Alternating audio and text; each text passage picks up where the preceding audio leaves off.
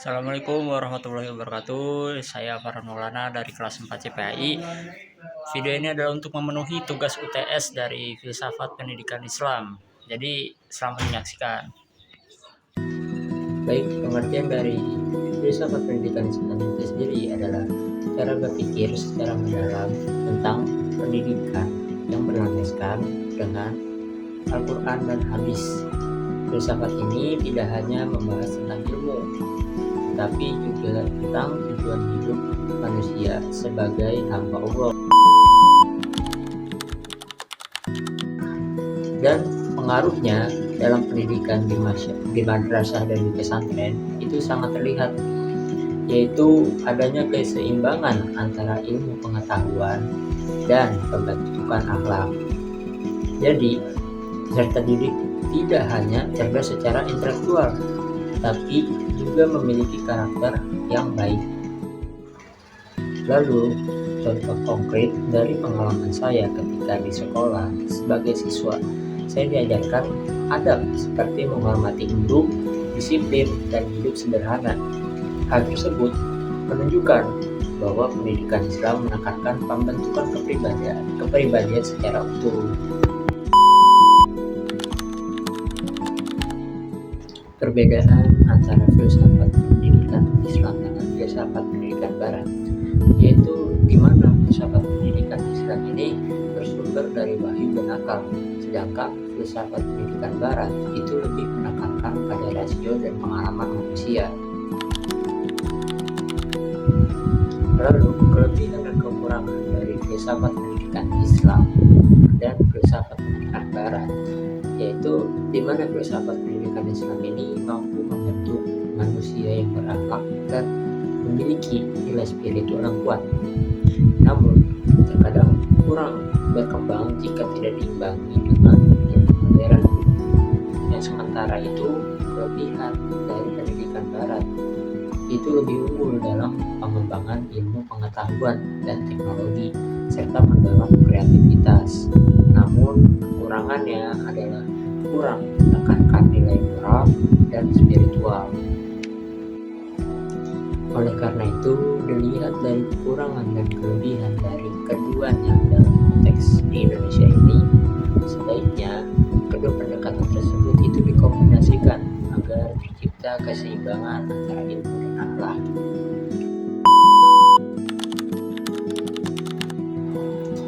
Kerangka kerja dari ruang lingkup filsafat pendidikan Islam itu dapat dipahami melalui tiga kerangka utama, yaitu ada ontologi, epistemologi, dan aksiologi. Nah, yang pertama ini ada ontologi, di mana ontologi ini membahas tentang hakikat manusia dan pendidikan. Dalam Islam, manusia dipandang sebagai makhluk ciptaan Allah yang memiliki akal, hati, dan tanggung jawab. Dan oleh karena itu, pendidikan harus mampu mengembangkan seluruh potensi secara seimbang.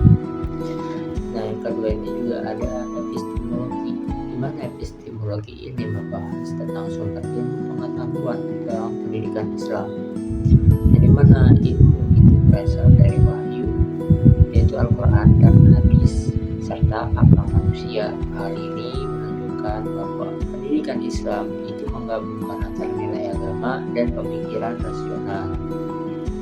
Dan yang ketiga itu ada aksiologi, di mana aksiologi ini membahas tentang nilai dan tujuan pendidikan, di mana tujuan utamanya yaitu pendidikan Islam adalah membentuk manusia yang beriman, berilmu, dan berakhlak mulia, sehingga mampu menjalankan perannya sebagai khalifah di bumi. Nah, selain dari ketiga kerangka tersebut dalam pengembangan kurikulum pendidikan Islam, terdapat pula beberapa elemen penting yang harus diperhatikan, di mana yang pertama itu ada tujuan pendidikannya, yaitu arah yang ingin dicapai, seperti bentuk manusia yang beriman dan berakhlak. Nah, yang kedua ini ada materi pembelajarannya yang mencakup ilmu agama dan ilmu umum secara seimbang. Dan yang ketiga itu ada metode pembelajarannya, yang dimana yaitu cara penyampaiannya, penyampaian materi secara seperti ceramah, diskusi, dan keteladanan. Yang keempat itu evaluasi, yaitu penilaian hasil belajar yang tidak hanya fokus pada akademik tetapi juga pada sikap dan akhlak peserta didik. Nah, dengan memperhatikan kerangka filsafat dalam elemen tersebut, kurikulum pendidikan Islam ini dapat disusun secara lebih terarah dan sesuai dengan nilai-nilai Islam.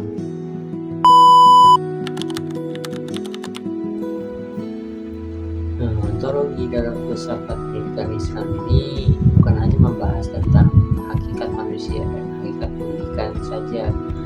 Dalam Islam, manusia dipandang sebagai makhluk ciptaan Allah yang memiliki akal, hati, dan tanggung jawab sebagai khalifah di bumi.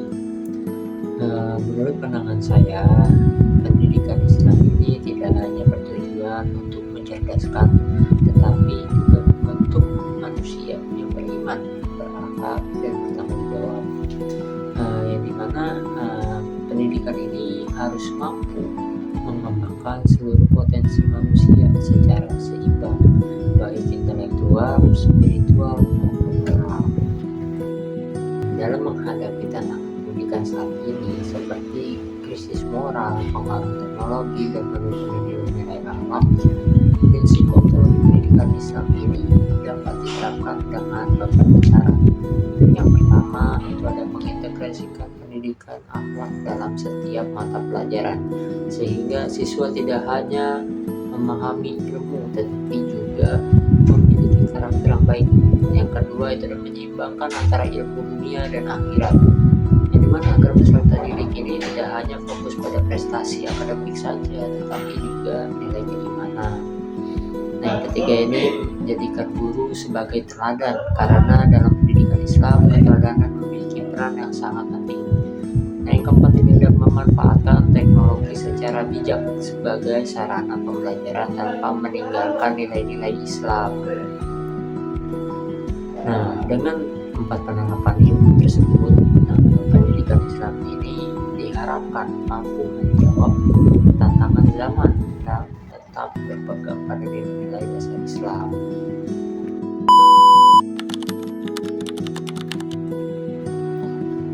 Epistemologi dalam pendidikan Islam adalah kajian tentang sumber dan cara memperoleh pengetahuan. Dalam Islam, sumber ilmu tidak hanya berasal dari akal dan pengalaman saja, tetapi juga dari wahyu, yaitu Al-Quran dan hadis. Urgensi epistemologi pendidikan Islam ini sangat penting karena menjadi dasar dalam menentukan kebenaran ilmu yang dipelajari. Dengan adanya epistemologi ini, pendidikan dapat diarahkan agar ilmu yang diperoleh itu tidak menyimpang dari nilai-nilai agama. Selain itu pula, epistemologi ini juga membantu, yaitu untuk membentuk cara berpikir yang seimbang antara rasional dan spiritual, yang artinya peserta didik itu tidak hanya berpikir secara logis, tetapi juga memiliki kesadaran akan nilai-nilai keimanan dan moral. Nah, dalam kehidupan masyarakat, epistemologi pendidikan Islam itu berkontribusi dalam membentuk generasi yang tidak hanya cerdas saja, tetapi juga berakhlak.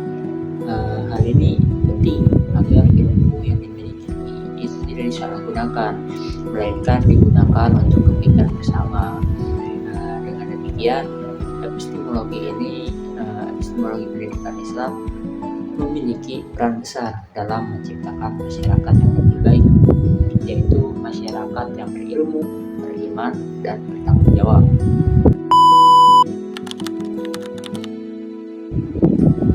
Aksiologi dalam pendidikan Islam adalah kajian tentang nilai dan tujuan pendidikan. Dalam Islam, tujuan utama pendidikan adalah untuk membentuk manusia yang berakhlak mulia, beriman, dan bermanfaat bagi orang lain. Saat ini, pendidikan Islam itu masih sangat menghadapi beberapa tantangan, seperti menurunnya moral peserta didik, lalu kurang keteladanan, serta belum optimalnya integrasi antara ilmu agama dan hukum. Oleh karena itu, diperlukan pendekatan yang tepat untuk meningkatkan kualitas pendidikan Islam.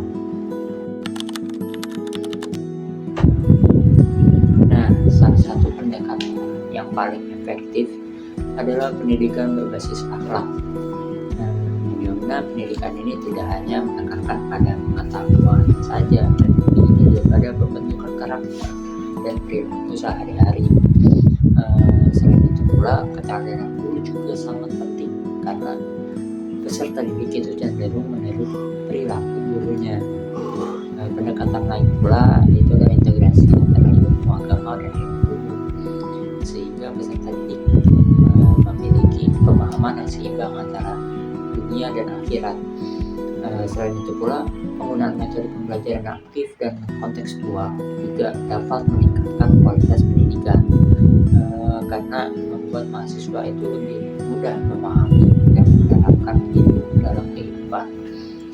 Dengan demikian, pendekatan-pendekatan tersebut, pendidikan Islam ini diharapkan mampu menghasilkan generasi yang tidak hanya cerdas, tetapi juga memiliki nilai moral yang kuat.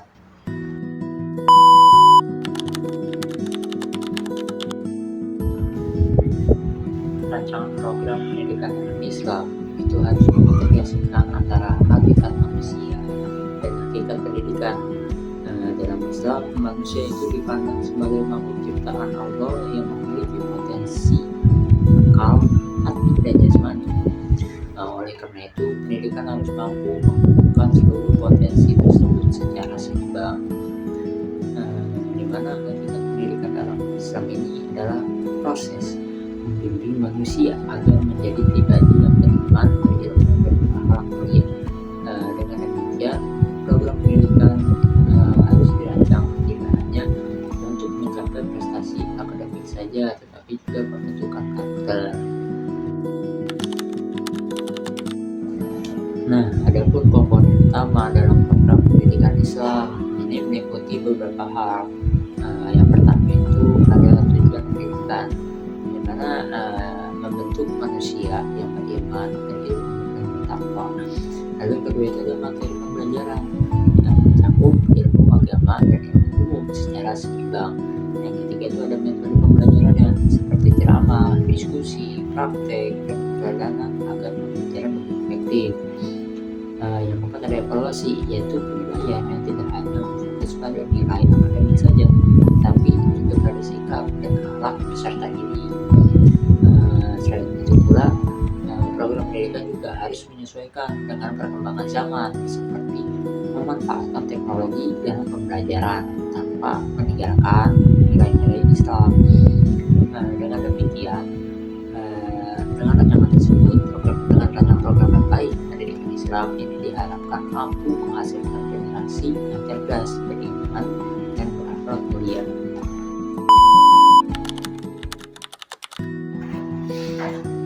Demokratisasi pendidikan itu adalah upaya untuk menciptakan sistem pendidikan yang adil, merata, dan dapat diakses oleh semua orang tanpa membedakan antara background sosial, ekonomi, maupun budayanya. Filsafat pendidikan Islam ini itu memiliki peran penting dalam mewujudkan hal tersebut, karena dalam Islam setiap manusia itu memiliki hak yang sama untuk mendapatkan pendidikan. Islam juga mengajarkan keadilan, kesetaraan, dan menghargai sesama manusia. Dalam praktiknya, filsafat pendidikan Islam ini dapat menciptakan sistem pendidikan yang inklusif dan adil dengan beberapa cara. Yang pertama itu adalah memberikan kesempatan belajar kepada semua kalangan tanpa diskriminasi. Yang kedua itu menanamkan nilai keadilan dan toleransi dalam proses pembelajaran. Yang ketiga itu ada memperhatikan kebutuhan setiap peserta didik, termasuk mereka yang memiliki keterbatasan. Contoh implementasinya itu adalah lembaga pendidikan seperti pesantren yang terbuka, yaitu untuk semua lapisan masyarakat, baik dari kalangan ekonomi bawah maupun ekonomi atas. Selain itu pula, adanya program beasiswa juga menjadi bentuk nyata dari demokratisasi pendidikan dalam Islam. Dengan demikian, filsafat pendidikan Islam ini dapat berperan dalam menciptakan sistem pendidikan yang tidak hanya berkualitas, tetapi juga adil dan merata bagi semua